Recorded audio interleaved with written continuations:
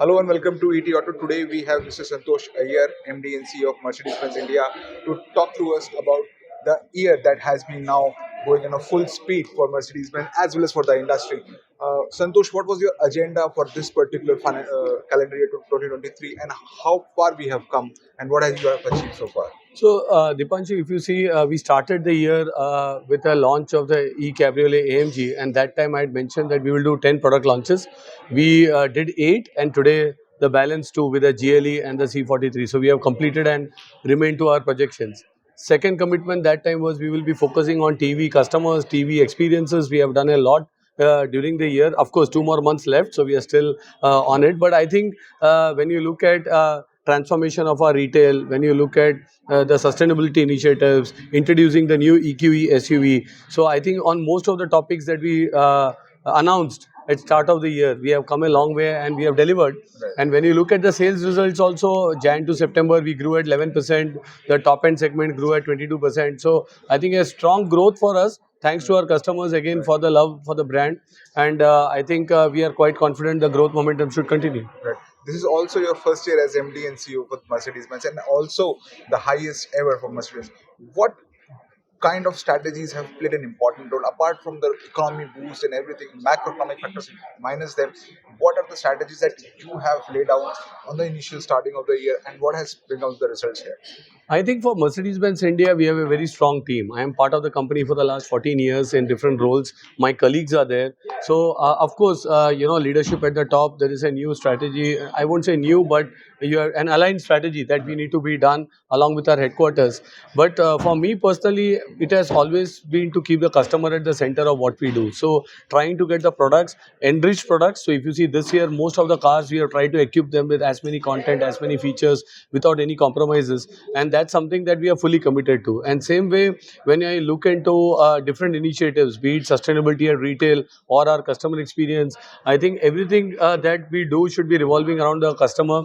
They are demanding, and it's our responsibility as a brand to take care of their interest and fulfill their demands.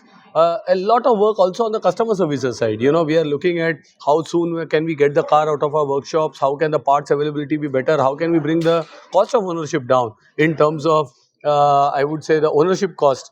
And then on the third pillar is the used car side, because that's also very important. I'm happy that this year we have the best ever residual values for a Mercedes-Benz car, and we lead.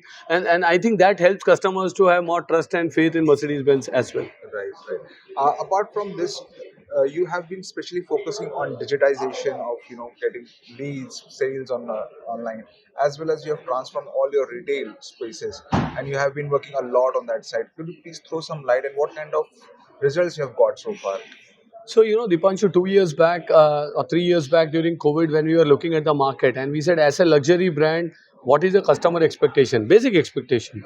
It is transparency on pricing, transparency on stock, and we can only achieve if we are going to this new business model, which is direct to consumer, wherein our agents or our franchisee partners continue to remain with us, but on a very seamless way, they are able to know when, what's the color, what's the availability, what is the discounts, if any, or pricing. And we have taken away all these handling charges, all the things from the so-called evils of auto retailing, and we have been more transparent. And I think one of the reason of our success is if you are transparent with the customer also likes that.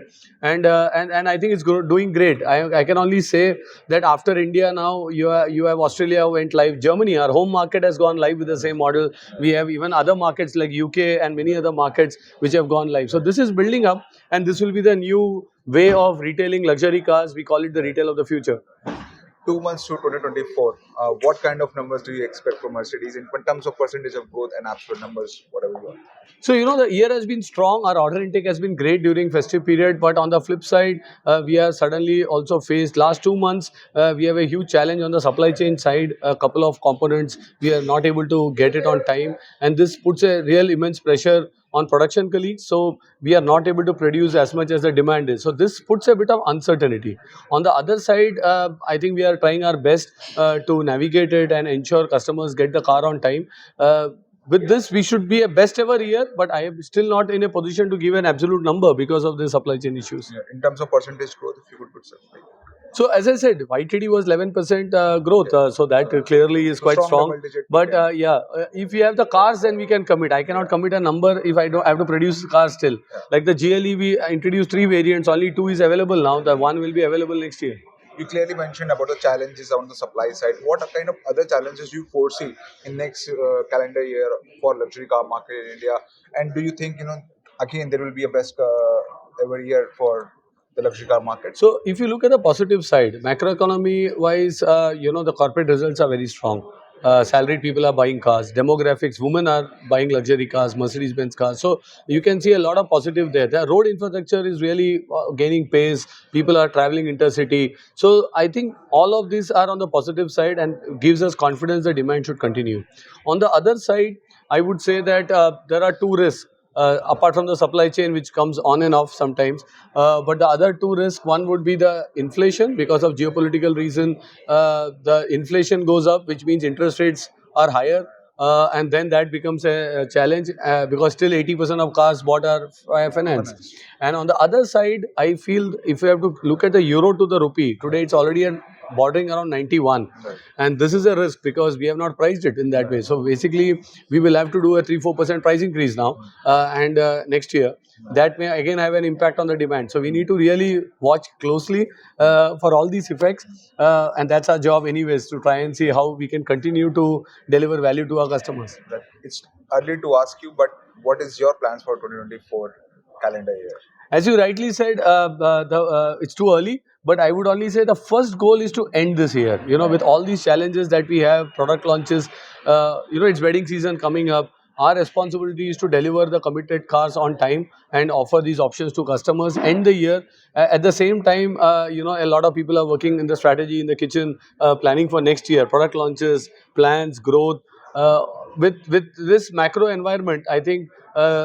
It will take us a bit more time to crystallize Right. how 24 looks like, but we are optimistic. Right. On the EV side, what has been the response so far, and what are the plans on the particular luxury EV market, and what is the numbers that we look at right now? Again, EV, India is in a nascent stage. If you see the passenger vehicle car penetration to EV is hardly 1 or 2%. When we look at us, we are at 4 to 5% of our sales are EVs, and this will grow subsequently. But the good part is we are as invested in combustion engines as in EVs. We have a petrol portfolio, we have a diesel portfolio, we have an EV now at the top end of the segment.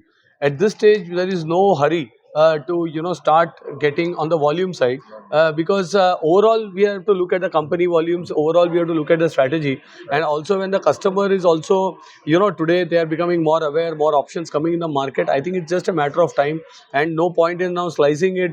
The elephant into too many layers and then trying to say in this segment, in this layer, in this petrol powertrain, now what we should do. You can keep doing all these slices, but